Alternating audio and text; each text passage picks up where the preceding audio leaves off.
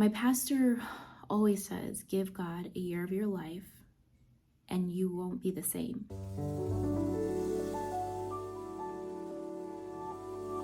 Hey, what's up, you amazing person, you? My name is Dija and I'm really glad you're here. How are you today? It's been a minute since I have been on YouTube. I made my first video in 2009 and since then I've uploaded 300 videos. At least that's what vidIQ told me.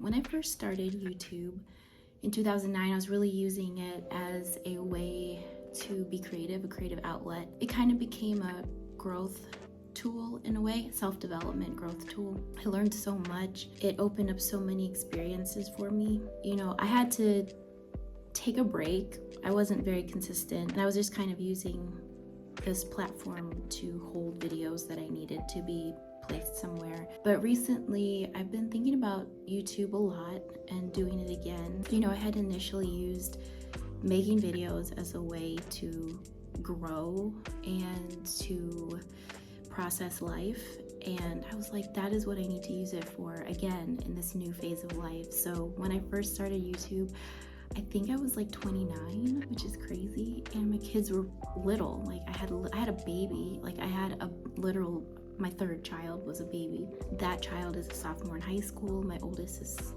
starting college. My middle one is a senior in high school, and I am going into a new season of life. I am at this point where I am feeling like some new things are about to come and I want to be ready. But I also have this other feeling where I look around at my life and I'm frustrated with certain things. I'm happy about certain things. I've reached certain goals. In December, I will finish with my graduate degree in social practice art, which is something I dreamed of doing for a long time, of getting my graduate degree and thinking about continuing. I'm not sure at this point. Don't quote me on anything. God's gonna have to provide the money if he wants me to go further, because your girl is not going back in debt. I paid off my student loans and it feels good. And I got 3 kids to put through college, so I'm not going back in debt. I've just completed my thesis and I'm about to hit send. I don't feel like I'm very consistent with things. My health, I have multiple sclerosis and I just want to feel good. I've lost between 20 and 25 pounds. I say between because I lost like almost 30 and then gained like 8 and then lost a couple and I still have some more to go, but really what I want to do is feel good. I want to feel comfortable. I want to get rid of my pain and inflammation. I have chronic pain every day. I can't sleep at night. It's horrible. Thankfully, I don't have any new lesions on my brain or spine. I have been medicine free for about 3 years and there's no new lesions. So for me right now, it's working on figuring out lifestyle changes, which I have done, but just to continue to understand my body and what it needs as I age. I want to age gracefully. I want to feel good. I believe that we're supposed to feel good. I don't think we were actually meant to feel so crappy.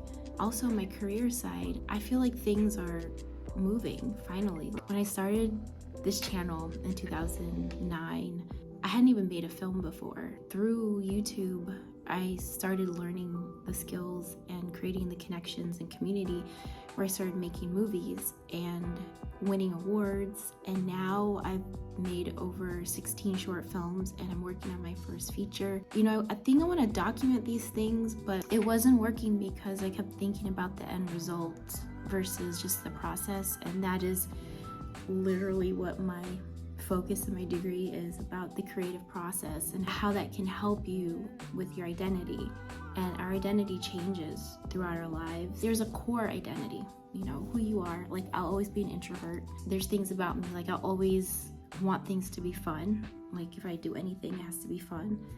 That's never changed. I'm always gonna want to care about people when I'm doing stuff. That's not gonna change. I kept asking myself, like, what is the problem? Like, why can't you be consistent? It took me a long time of thinking about this, like weeks. And finally it kind of hit me on a walk today that it's really coming back down to, do I believe that I deserve this amazing life that I'm thinking about?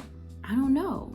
I don't know if I do. And I had to think about that. Why? Why don't I think I deserve this life I have in my mind. Some of it's guilt. I don't know, feeling guilty, like I shouldn't focus on myself. It's selfish. Why do I think that? Well, I know one thing is I have immigrant parents and I'm the firstborn. My dad's from India, my mother's from Jamaica. In India, you shouldn't even use the word I. Like, you're part of a community, you think about others, and that's awesome. Like, I truly believe we could use more of that in our country. And in the Jamaican side, it's the same thing. You think about other people. One thing about Jamaican people though, what I have noticed, and I totally have that, is you can have an idea and you're gonna believe you can do it. I have these two warring things inside of me. You're Jamaican, you're great. Wherever you go, it's gonna be better. You can do whatever you set your mind to. And this other side, it's like, think about everyone else, think about the community, don't be selfish. Literally, that's like these two cultures inside of me. But then there's this other part of me too that's like, God has put these visions and dreams inside of me, and I just keep going and I just keep believing, like, just something won't stop. My pastor always says, give God a year of your life and you won't be the same. And I never really thought about it for myself, because I'm like, I'm a Christian. I gave God my life. I believe in Jesus. But then when I thought about it, I was like, have I really given him all parts of my life? Have I given him really what he's saying to do when it comes to my creativity? Have I really given him my career and my dreams? I think I have in a little bit, but I really think he's asking me to just dive in and go for this next level of I don't know. Just give it to him, and I don't know about the results. I don't know what's gonna happen. And just inviting people in on the journey. Because on the other hand, I was the kid like, why can't anyone ever share the journey? Why can't anyone share the process? Like, I want to know. I'm in my 20s and I remember trying to find books, anything, like what is the path to success? What's the behind the scenes? And then a few years later, YouTube happens and then social media starts happening, and I really want to see more when it comes to the arts, like the process of getting there. You never stop growing, and just like people in their 20s, they're trying to figure it out. It happens again, and it's going to keep happening again, and you have to go through it because that's how you learn and grow. And if you don't go through it, you're not growing. I'm doing my thesis and my research. Teens are supposed to like experiment and explore their options and make choices for themselves, and that is how you grow. My girls like dye their hair every week, and I'm like, I don't like it. I try to keep them from doing it for as long as possible. They have to explore their own identity. It's healthy. And then there's unhealthy things that I will not tolerate in my home. Same thing when you're older, and I know that people call it midlife crisis or something, but I really think it's a midlife glow up. You have all this experience and all this wisdom, and you know who you are, so you're not really starting from I don't know anything, but you're like, who am I now after all of this? Like, being a wife, being a mother, being a teacher, spending the last 20 years exploring other things like my passions and things like that. And so now it's like, where do you want to focus? Where do you want to keep growing? I haven't really found a YouTube channel sharing that. I know they're out there. You could put it in the comments if you know. I see a lot of early marriage, which is great, but you know, after 20 years, after raising kids, that excitement for what's the next thing in life when you're an empty nester, which is coming up for me in a few years. I also feel like this would be important to put out there. So this is my coming back video.